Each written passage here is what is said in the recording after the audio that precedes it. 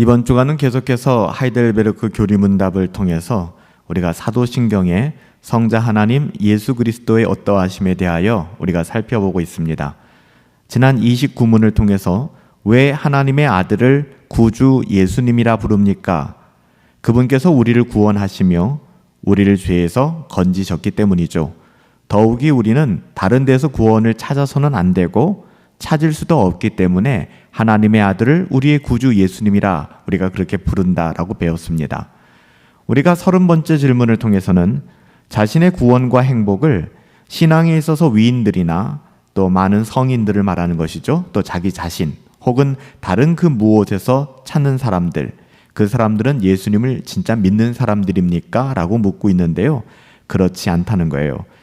비록 그들이 말로는 주님을 고백한다 할지라도 그들의 그런 행동들, 예수 그리스도의 완전함과 또 예수 그리스도로 말미암아 충만한 그것을 인정하지 않는다 그러면 유일하신 구원자이시며 구주이신 예수님을 부인하는 것과 같다. 우리의 신앙은 오직 예수 그리스도만이 완전한 구주가 되심을 믿는 것이라고 배웠습니다. 참된 믿음은 뭐라고요? 오직 예수 그리스도만을, 여기서 중요한 건 오직 예수 그리스도만을, 솔루스 크리스투스, 우리의 구원자, 구주로 영접하고 구원에 필요한 모든 것을 다른 그 무엇이 아니라 오직 예수 그리스도 안에서만 찾는 것이다 라고 우리가 배웠죠. 오늘 31번째, 왜 예수님을 기름 부음 받은 자라는 뜻의 그리스도라고 부릅니까? 그리스도라는 말 자체가 기름 부음을 받은 자라는 뜻이거든요. 근데 구약 시대에는 세 종류의 직분에 기름을 부어 세웠습니다. 하나는 선지자고요, 또 하나는 제사장이고 또 하나는 왕이에요. 그래서 우리가 하이델베르크 교리문답을 통해서 예수님에 대하여 살펴볼 때 예수님의 삼중직은 꼭 기억하셔야 됩니다. 그분이 기름 부음을 받았는데요, 그분은 선지자로서, 제사장으로서, 그리고 왕으로서 이 땅 가운데 오신 것이죠. 왜 예수님을 기름 부음 받은 자, 그 의미의 그리스도라고 부릅니까? 그 이유는 하나님 아버지께서 세우셨습니다. 누구를요? 예수님을요. 성령으로 기름 부음 받았기 때문입니다. 그렇게 하심으로 우리의 선지자와 교사가 되셔서 우리에게 구속에 관련된 하나님의 뜻과 경륜의 비밀을 완전히 계시해 주십니다. 그리고 우리의 유일한 대제사장이 되셔서 자기 몸으로 단번에 제사를 드려 우리를 구속하시고 우리를 위해 아버지께 계속 간구하십니다. 또한 우리의 영원한 왕이 되셔서 그의 말씀과 성령으로 우리를 다스리십니다. 우리를 위해 마련한 영원한 구원의 즐거움 가운데 우리를 변호하시고 우리를 보존하십니다. 그러니까 31문 여러분 보시면은 전반부에 선지자로서의 예수 그리스도, 그리고 대제사장, 제사장으로서의 예수 그리스도, 왕으로서의 예수 그리스도가 나오게 되는 것이죠. 그리스도라는 그 이름 자체가 기름 부음을 받았다라는 뜻이에요. 이것은 우리 구주의 공식적인 이름이죠. 우리 구주의 공식적인 이름이 그리스도이십니다. 기름 부음을 받았다라는 것은 직무에 부르심을 받은 것을 의미하는데요. 이것이 바로 선지자로서의 부르심, 또 제사장으로서의 부르심, 왕으로서의 부르심을 이야기하는 것입니다. 사실 이 이름, 그리스도라는 이름은 예수님께서 탄생하실 때 천사들에 의해서 불려졌던 이름이거든요. 누가복음 2장 11절에 보면 오늘날 다윗의 동네에 너희를 위하여 구주가 났으니 곧 그리스도 주시라, 이렇게 천사들에 의해서 예수님이 베들레헴에서 탄생하실 때 다윗의 동네에 너희를 위하여 구주가 났는데 그 이름이 그리스도다, 우리의 주님 되신다, 천사들이 그렇게 경배하였죠. 그리고 제자들이 이후에 예수님을 주는 그리스도시요 살아계신 하나님의 아들입니다, 그리스도다라고 고백했고요. 유명한 베드로의 신앙 고백을 통해서 우리가 너무나 잘 알 수 있죠.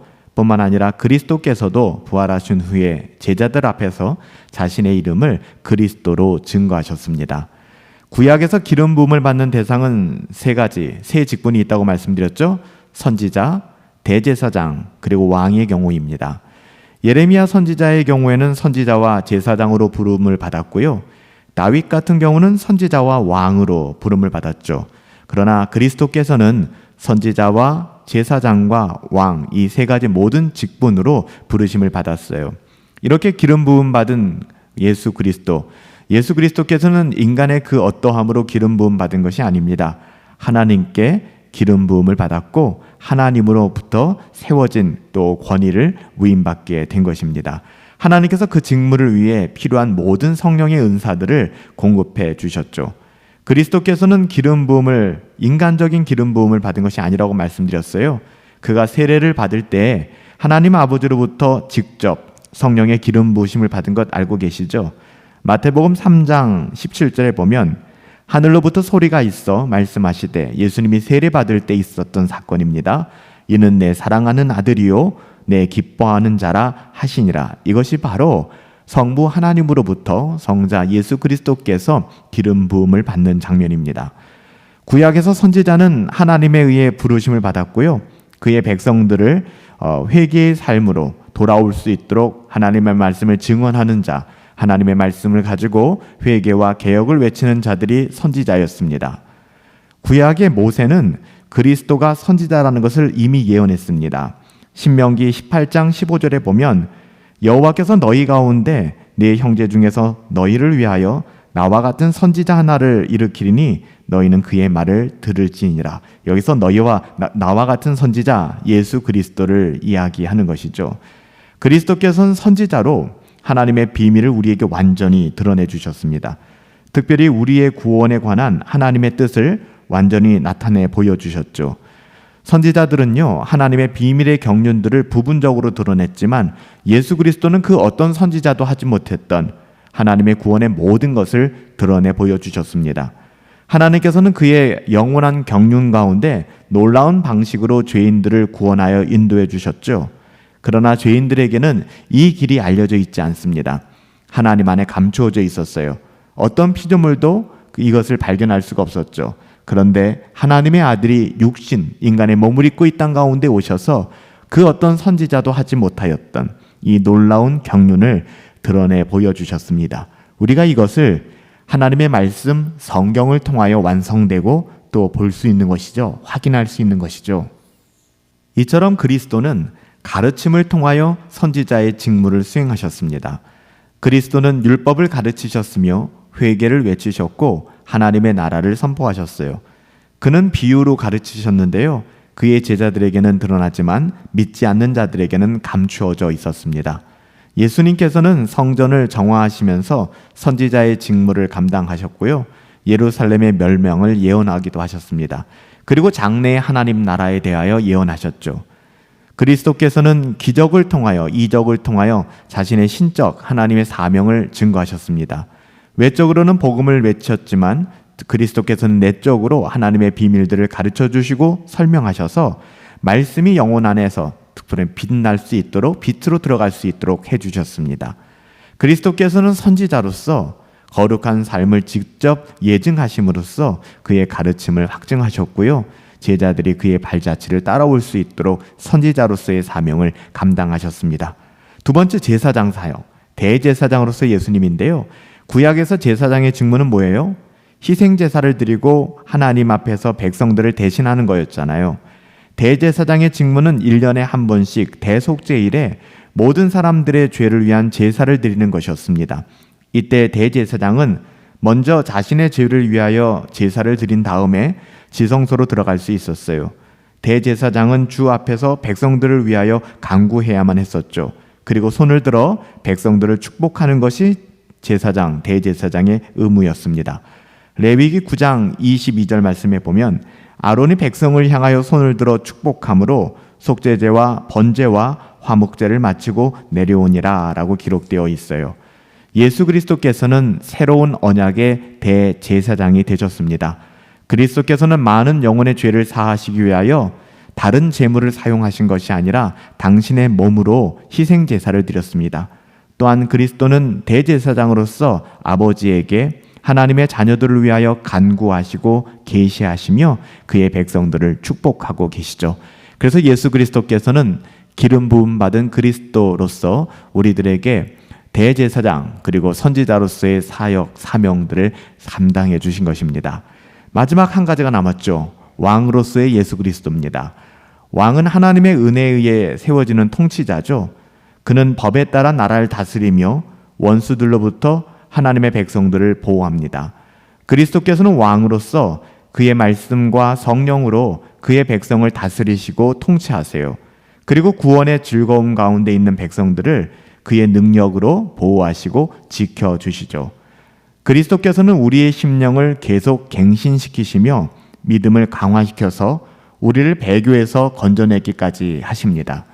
그리스도께서는 왕으로서 나라를 완성시키고요, 죄인들을 자신들에게 굴복시키며 돌아오게 하시죠.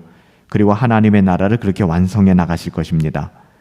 아버지께서는 이러한 직무, 선지자, 대제사장, 왕으로서의 직무를 통해 그리스도를 이 땅에 보내셨고요, 그리스도에게 성령으로 기름 부으셨습니다. 그리스도의 선지자의 직무는 우리로 하나님의 말씀, 그리스도의 말씀을 듣게 하는 유익이 있고요, 또한 그리스도의 대제사장의 직무는 우리의 양심이 영적으로 깨어있게 하고 그리스도 안에 안주할 수 있는 유익을 얻게 합니다.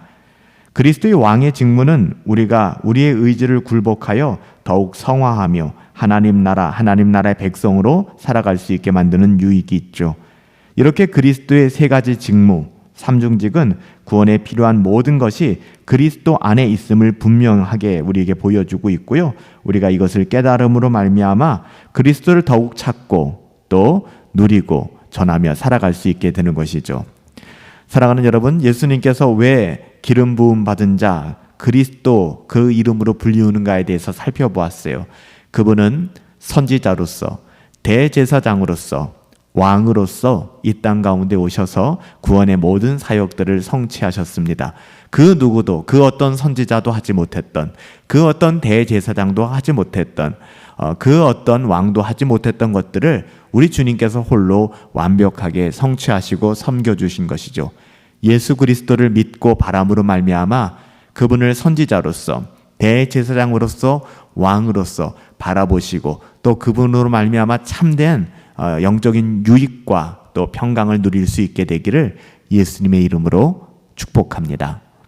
살아계신 아버지 하나님, 기름 부음 받은 자, 선지자로서의 예수 그리스도, 대제사장으로서의 예수 그리스도, 왕으로서의 예수 그리스도, 하나님께서는 예수 그리스도를 이 땅 가운데 그렇게 성령으로 기름 부어 그 모든 직무들을 완벽하게 담당하게 하셨습니다. 그로 말미암아 우리가 구원에 이르게 되었고 구원을 누리게 되었습니다. 예수 그리스도를 막연하게 우리가 대하지 아니하게 하여 주시고 예수를 그리스도다, 예수 그리스도, 예수님은 기름 부음 받은 자, 하나님의 아들이다, 그리고 그분의 직무가 무엇이었는가를 깊이 깨닫고 누리고 전하며 살아갈 수 있도록 인도하여 주시옵소서. 예수님의 이름으로 기도하옵나이다. 아멘. 선지자 되신 예수 그리스도, 대제사장 되신 예수 그리스도, 왕이신 예수 그리스도, 우리가 그분을 신실하게 믿고 또 신실하게 따라 살아갈 수 있게 되기를 예수님의 이름으로 축복합니다.